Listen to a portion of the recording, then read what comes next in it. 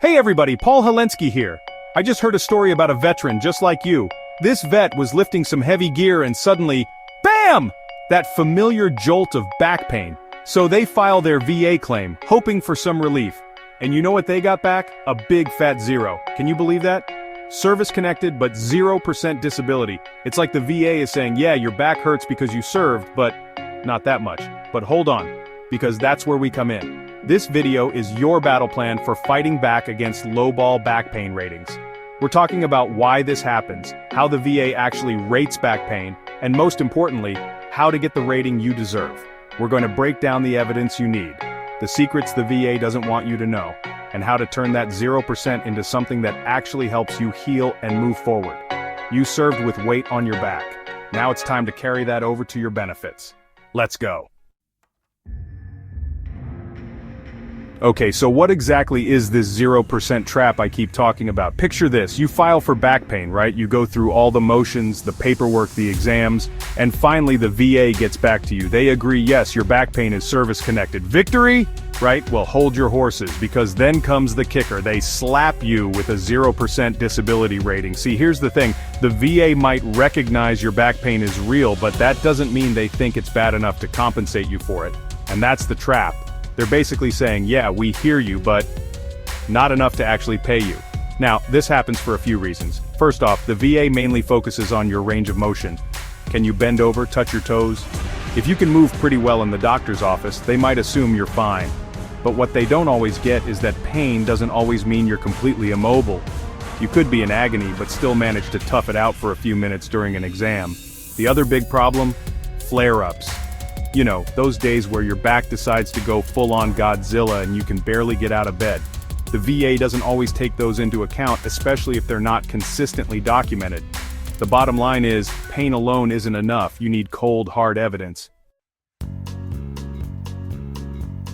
Alright, let's crack the code on how the VA rates back pain. Now, I'm not going to bore you with a bunch of medical jargon, but here's the gist. It all comes down to your range of motion, or ROM for short. Basically how well you can move your back. They look at things like how far you can bend forward, that's called forward flexion. They also check the combined range of motion of your entire back. Think of it like this, the more limited your movement, the higher the rating. Here's a quick breakdown. If your forward flexion is between 60 and 85 degrees, you're looking at a 10% rating. 30 to 60 degrees, that bumps you up to 20%, less than 30 degrees, and you're in the 40% range.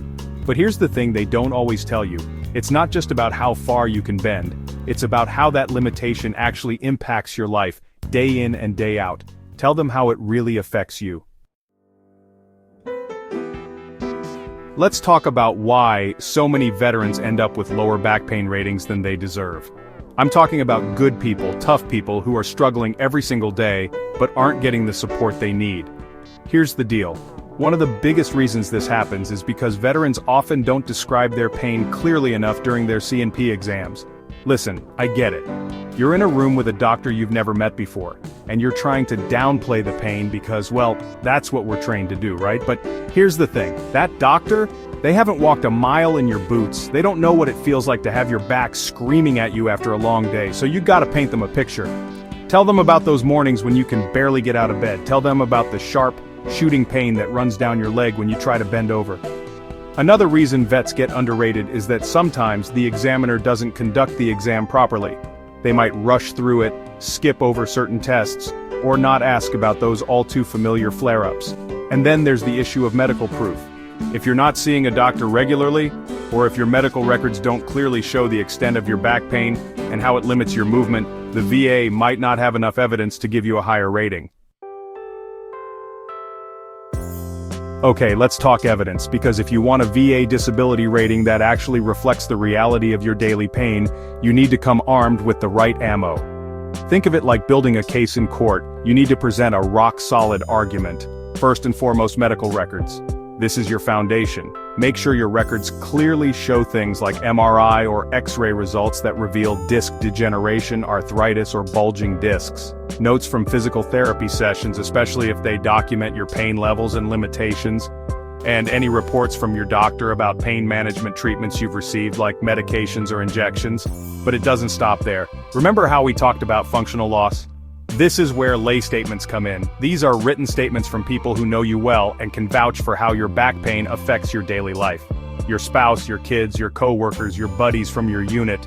They can all provide valuable insights that a doctor might not catch in a short exam. Have them write about specific things they've noticed, like, he can't stand for longer than 10 minutes without needing to sit down. She can't bend over to tie her shoes without wincing in pain. And don't underestimate the power of visuals.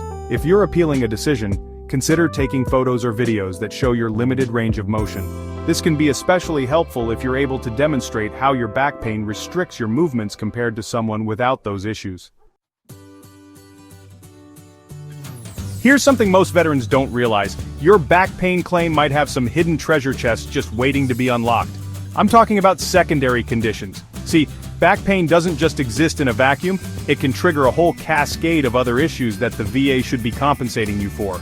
Let's start with radiculopathy. Ever get that shooting pain, numbness, or tingling that travels down your leg?